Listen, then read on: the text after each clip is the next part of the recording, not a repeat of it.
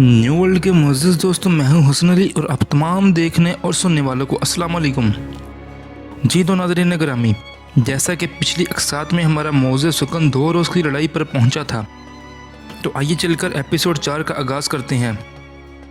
3 रोज़ पहले घुड़सवारों के दस्ते आगे थे और पीछे भी, और इनके दरमियान में रोडर था जो कि स्याह परचम उठाया था। तारिक बिन ज़ियाद ने जब इसका परचम देखा तो घोड़ा डराते हुए अपनी सफ़ों के आगे चला गया। इसके मुहाफ़िज़ इसके पीछे आए, लेकिन इसने वापस भेज दिया और इसने अपने सिपा सलार मगीसो रूमी को बुलाया। वो अंदलस की ज़बान समझता था। तारिक ने इसके कान में कुछ कहा। मगीसो रूमी ने ऐलान किया, हम शहनशाह अंदलस को खुश आमदीद कहते हैं। तारिक आपका इस्तकबाल करता है, और अगर आप मेरी तरह लड़ने हैं तो अपने फासली दस्तों से निकल कर बाहर आ जाएं। अगर तुम में कोई मुझ जैसा बादशाह होता तो सामने आकर लड़ता। रोडर ने ऐलान करवाया, लुटेरों के सरदारों के सामने जाना मेरे तौहीन है। अपने बादशाह को साथ लाना था। हम तुमको अपने बादशाह के पास जल्दी भेज देंगे, और हमारा बादशाह अल्लाह है। हम किसी इंसान को बादशाह नहीं बनाया करते। घोतक जरनैल ने कहा, हल्ला बोल लो उन पर। उसने अपनी घोड़ी को एड़ी लगाई। इसके पीछे एक घुड़सवार आया और इसने बर्छी जरनैल की पीठ में उतार दी। तारिक ने अपनी फ़ौज के लिए ऐलान करवाया कि इनका इस्तकबाल करो। जो फ़ौज अपनी तलवारें नियाम में डाले आ रही है, ये अब तुम्हारे दोस्त और साथी हैं। रोडर कह रहा था, ये क्या? ये उपास की खुफिया कार्रवाई थी।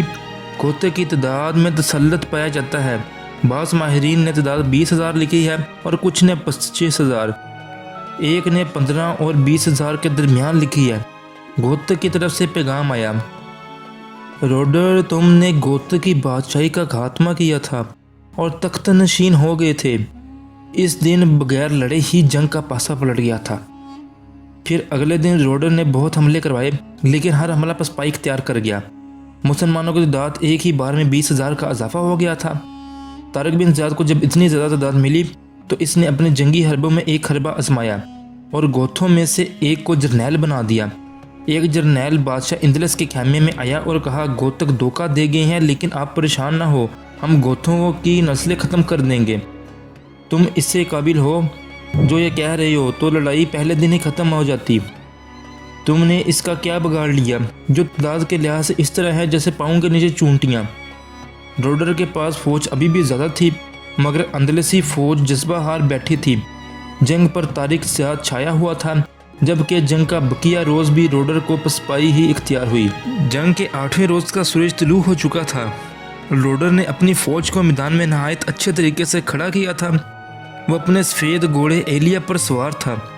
इसने अपनी सिपा से कहा, आज हमने दुश्मन को शिकस्त देनी है, और अगर आज दुश्मन को शिकस्त दी तो मैं तुम लोगों को इतना इनाम दूंगा कि तुम्हारी आने वाली नस्लें भी शहनशाह को याद करेंगी।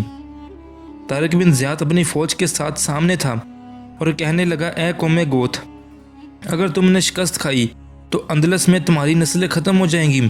तुम्हारी किसी औरत और बच्चे को रोडर ज़िंदा नहीं रहने देगा। और कहा, ए कौमे बर्बर, तुमने पहले किसी से शिकस्त खाई थी, और अगर अब खाओगे तो कहाँ जाओगे? बर्बरों के लश्कर से हज़ारों आवाज़ें बुलंद हुई, नहीं तारिक नहीं, हम तुम्हारे साथ हैं। ए अहले इस्लाम, ए अहले इस्लाम, फतह तुम्हारी है, तुम दुश्मन पर दहशत बनकर छा गए हो। तारिक ने कहा। रोडर ने हमले का हुक्म दिया। इसके सवार सटपट घोड़े दौड़ाते हुए आए। तारिक ने अपने सवार दस्तों को ही आगे रखा हुआ था। जब रोडर की फ़ौज थोड़ी ही दूर रह गई तो प्यादे दस्ते आगे आ गए। ये सब तीर अंदाज थे। इन्होंने अंदलसी फ़ौज पर तीर चलाने शुरू कर दिए। ये बर्बरों की कमानों से निकले हुए तीर थे, जो कि इनकी कमानें सख्त थीं। इनका तीर दूर तक जाता था। अंदलसी सवार गिरने लगे। जब अंदलसी सवार इनके करीब पहुंचने लगे तो प्यादे बड़ी तेज़ी से घुड़सवारों के पीछे चले गए। मुसलमानों के सवार तैयार थे। दोनों सवारों के दरमियान शदीद तसादम हुआ। जब दोनों सवार आपस में घुटमुट हो गए तो तारिक बिन ज़ियाद के कहने पर एक तरफ से गोतक सवारों का दस्ता, और इसने इसी पहलुओं से ही अंदलसी सवारों पर हल्ला बोल दिया। रोडर अब और तमाशा नहीं देखना चाहता था। इसने प्यादा दस्तों से कहा कि इन पर हमला कर दो। अब तारिक बिन ज़ियाद अपने मखसूस चालें चलने लगा। इसने गोतक को लड़ते रहने के लिए कहा और मुसलमानों को दाएं और बाएं कर दिया। एक तरफ मगीसो रूमी और एक तरफ अबू ज़रवा गया। وہ دور کا چکر کاٹ کر اپنے اپنے مقام پر پہنچ گئے۔ طارق بن زیاد کے حکم پر ایک طرف سے گوتک سواروں کا دستہ نکلا اور انہوں نے اندلسی پر حملہ کر دیا۔ روڈر اپنے دستوں کو جھونکتا جا رہا تھا اور ان کے پیچھے دریا تھا، اور پھر ان پر مغیث رومی اور ابو ذرا نے بڑی تیزی سے حملہ کروایا، اور یہ حملہ دونوں طرف سے اور اتنا غیر متوقع تھا کہ اندلسی فوج گھبرا گئی۔ روڈر کو بھی سمجھ نہ آئی کہ یہ کیا ہوا ہے، اور اس کی فوج لڑنے کی بجائے ڈرنے لگی ہے۔ مجاہدین نے ان میں سے صرف ان کو ہی زندہ چھوڑا جس نے ہتھیار ٹال دیے۔ پھر اس کے بعد ان مجاہدین نے ان دستوں پر پیچھے سے آ کر حملہ کر دیا جو گوتھوں کے سامنے سے لڑ رہے تھے اور لڑائی میں الجھے ہوئے تھے۔ اس سے حملے سے بچنا ناممکن تھا۔ مورخ لکھتے ہیں اندلسیوں کے دل برداشتہ ہونے کی وجہ یہ تھی کہ ان کے بادشاہ کے پاس ان کا پرچم نہ تھا، جس کی جنگ میں سمجھی جانے والی وجہ یہ تھی کہ ان کا بادشاہ پکڑا گیا ہے یا مارا گیا۔ ہنری جس نے ملکہ سے وعدہ کیا تھا کہ وہ روڈر کا سر لے کر آئے گا، وہ دریا کے کنارے تلوار اٹھائے گھوم پھر رہا تھا، اور جنگ کے میدان کے ارد گرد بھی جیسے کسی آدمی کی کوئی چیز کھو گئی ہو۔ اس نے روڈر کا گھوڑا دریا کے کنارے دیکھا جس پر اس کی تلوار تھی اور اس پر پیش قیمتی ہیرے لگے ہوئے تھے، اور پھر ہنری روڈر کے خیمے میں بھی آیا، اور لیکن وہاں بھی وہ نہ ملا۔ ہنری نے پھر انہیں ڈرایا دھمکایا کہ روڈر کے متعلق پوچھا، تو انہوں نے جواب دیا کہ انہیں کچھ پتہ نہیں۔ ہنری دوڑتا گیا اور اس کی تلوار اٹھائی اور اس کے محبوب گھوڑے پر بیٹھ گیا اور نعرے لگانا شروع کر دیے کہ روڈر مارا گیا ہے، روڈر مارا گیا ہے، اور طارق کے پاس گیا، اسے بتایا کہ اسے روڈر کی تلوار، جوتے اور گھوڑے کہاں سے ملے ہیں۔